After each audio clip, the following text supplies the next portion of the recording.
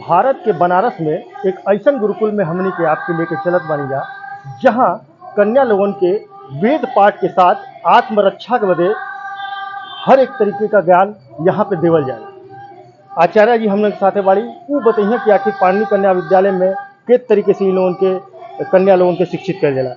आपसे जानना चाहेंगे किस तरीके से जो है इन लोगों की दिनचर्या शुरू होती है और क्या खास है दूसरे विद्यालय और इस गुरुकुल में। जी, ये अपना पाणिनि कन्या महाविद्यालय विशेष रूप से कन्याओं के लिए और केवल बनारस के नहीं अपितु संपूर्ण भारत और उससे बाहर की भी, मॉरिशस है, हॉलैंड है, नेपाल है, तो जो भी आना चाहे वो यहाँ करके, इसीलिए हमने अंतर्राष्ट्रीय छात्रावास भी बनाया है। 50 वर्ष इस विद्यालय को हो चुके हैं और हमने अभी पिछले वर्ष ही इसकी स्वर्ण जयंती मनाई। तो यहाँ पर आरंभ से ही गुरुकुलीय, ये भारत की जो शिक्षा थी वो गुरुकुल से ही होती थी। गुरुकुलों में 8 वर्ष की अवस्था से चाहे बालक हो या बालिकाएं हैं, उनके अलग अलग गुरुकुल हुआ करते थे और उन गुरुकुलों में प्रातःकाल 4 बजे भोर में उठने से लेकर के उसी समय मंत्र पाठ के द्वारा प्रातरग्निम प्रातरिंद्रम से आरंभ होती थी दिनचर्या। उस उठ करके और फिर अपनी अंतरंग बहिरंग सारी सफाई स्वच्छता करने के बाद फिर योगासन, प्राणायाम और उसके बाद यज्ञ, अग्निहोत्र, प्रतिदिन प्रातः सायं अग्निहोत्र होता है, संध्या होती है, हवन होता है। तो उसके द्वारा हमारी दिनचर्या आरंभ होती है, जिससे केवल बौद्धिक विकास नहीं, केवल शिक्षा की हमने पुस्तकें पढ़ ली वो नहीं, अपितु प्रैक्टिकल और उस विकास को सचमुच विकास देना, क्योंकि मानसिक विकास होगा, बौद्धिक विकास होगा, आध्यात्मिक विकास होगा, तभी हम पूर्ण सफलता को प्राप्त कर सकते हैं। तो हमारी गुरुकुलीय शिक्षा में सबसे महत्वपूर्ण है दिनचर्या, अनुशासन और उसके साथ वेद, जो कि सृष्टि के आदि में परम पिता परमेश्वर ने वेद का ज्ञान दिया।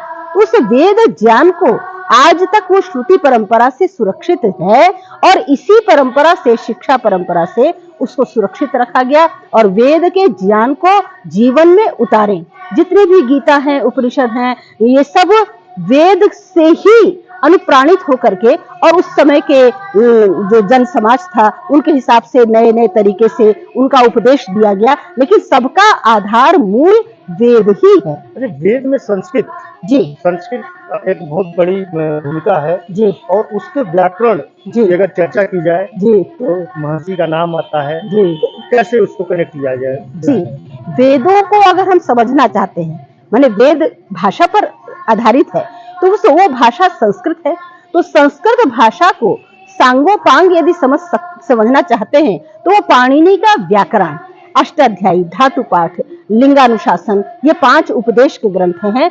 इन उपदेश ग्रंथों के माध्यम से प्रत्येक शब्द का ये अर्थ क्यों है, अन्य भाषा में ये क्यों नहीं पूछा जा सकता है, लेकिन अपने संस्कृत भाषा की ये विशेषता है कि हर शब्द का ये अर्थ क्यों है। माता को माता क्यों कहता है, क्योंकि वो निर्माण करने वाली है। पिता को पिता क्यों कहते हैं, क्योंकि वो पालन करने वाला है। सबके पीछे धातु है, पार अक्षर धातु है, माँ धातु है। तो हम इन सबको समझना अगर चाहते हैं तो पाणिनि के व्याकरण को पढ़ना आवश्यक है और अपने विद्यालय का नाम भी उन्हीं पाणिनि को स्मरण करते हुए ये रखा गया है। 4000 जो सूत्र है पाठ की बात किया, तो क्या इसमें सारा संस्कृत का व्याकरण समाहित है क्या। बिल्कुल बिल्कुल, संपूर्ण संस्कृत व्याकरण उन 4000 सूत्रों में समाहित है और फिर जो थोड़े बहुत था वो पाणिनि ने ही, उणादि कोश है, धातु पाठ है, इन सबको जोड़ करके और उसको पूर्ण किया। और उनका कहना है कि जितनी भी भाषाएं हैं वो सब संस्कृत से ही निकली है और ये संस्कृत जैसा कि नाम है, ये संस्कार की भाषा है, ये देव भाषा है, वेदवाणी है। इसी में हमने जो कुछ प्राप्त किया वेदों के माध्यम से ही प्राप्त किया, इस भाषा के माध्यम से ही प्राप्त किया।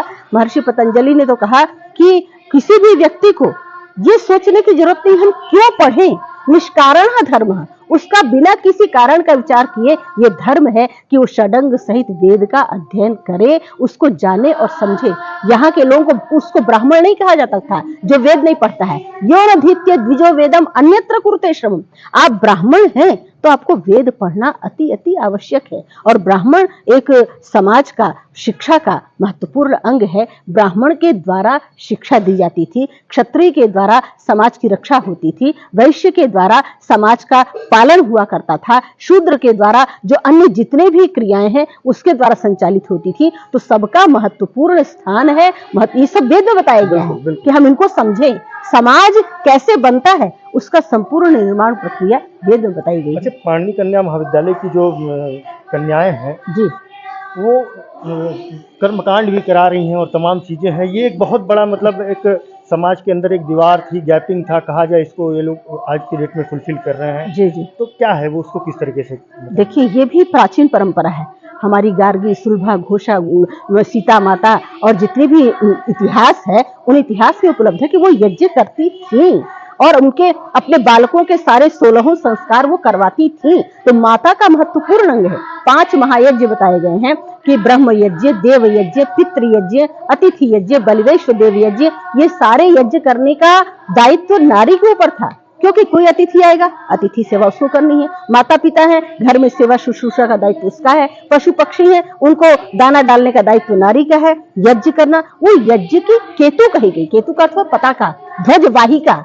तो नारी को माने जितने भी यज्ञ नाम है श्रेष्ठतम कर्म का, हम उत्तम कर्म करें जिससे किसी का भी प्राणी मात्र का कहीं से भी उसको संहार न हो, विनाश न हो, अपितु उनका हम कैसे हम उनका संवर्धन कर सके, ये उद्देश्य अच्छा, है। हम लोगों ने देखा था कि महिलाओं को या कन्याओं को जो है शमशान घाट पे वर्जित कहा जाता है हमारे उसमें। जी, जी। तो लेकिन हम लोगों ने देखा कि ये लोग पहुंचे वहां पे उस समय और उन्हीं लोगों ने पूरा सारे कर्मकांड को पूरा किया।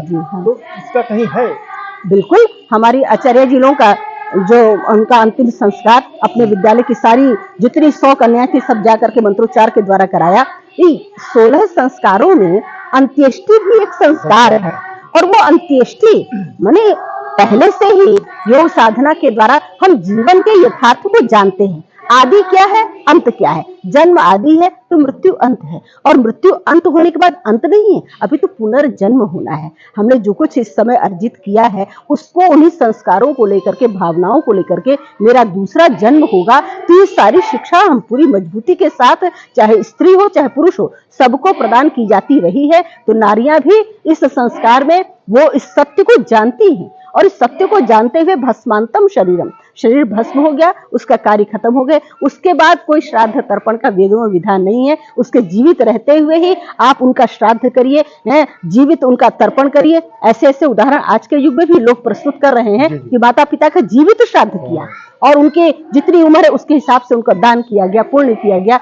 तो ये हमें जीवित श्राद्ध का विधान भी करना चाहिए। और अंत्येष्टि संस्कार कोई भी हो, 16 संस्कार सबका, स्त्री हो या पुरुष हो, सबके लिए अति आवश्यक है, और वो संस्कार ही मनुष्य को बनाते हैं, नया जीवन देते हैं। बिल्कुल, एक आखिरी सवाल है कि ये कन्याएं जो है वेद पाठ के साथ जो है आत्मरक्षा के लिए भी कुछ शस्त्र चलाना और आधुनिक शिक्षा के लिए कंप्यूटर वगैरह करना, इससे भी कनेक्ट होती हैं क्या? बिल्कुल, देखिए, शस्त्रेण रक्षिते राष्ट्रे शास्त्र चर्चा प्रवर्तते।